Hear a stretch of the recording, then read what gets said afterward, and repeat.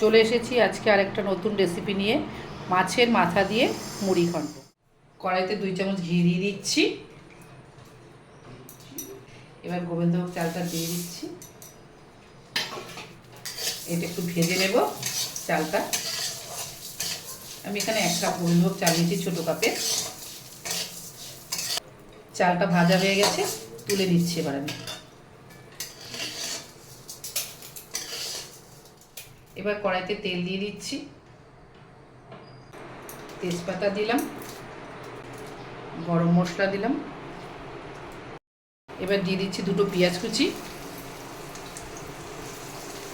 পেঁয়াজটা লাল লাল করে ভেজে নেব। পেঁয়াজটা ভাজা হয়ে গেছে, এবার দেব একটা টমেটো কুচি,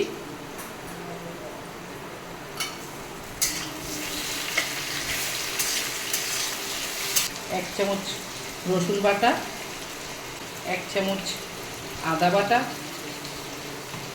1 চামচ লঙ্কা বাটা, স্বাদ মতো নুন,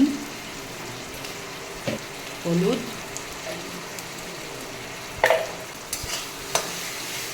সামান্য একটু জল দিয়ে মশলাটা কষিয়ে নেব।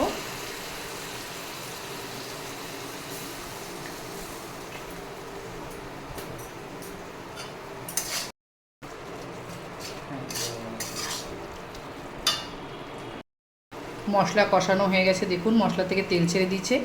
এবার আমি আলুগুলো ভেজে রেখেছিলাম, ভাজা আলুটা এর মধ্যে দিয়ে দিচ্ছি। দিয়ে একটু নেড়ে চেড়ে এর মধ্যে দিয়ে দেবো এবার মাছের মাথাটা। মাছের মাথাটাও আমি ভেজে রেখেছি, মাছের মাথাগুলো আমি সব দিয়ে দিচ্ছি। তো মশলার সাথে এবার কষিয়ে নেব। এবার ভেজে রাখা চালটা দিয়ে দিচ্ছি। এবার ভালো করে নেড়ে চেড়ে গরম জল দিয়ে দেব। দিয়ে দিচ্ছি গরম জল।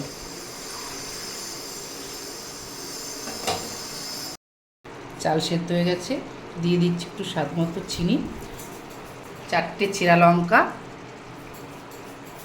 ধনেপাতা কুচি,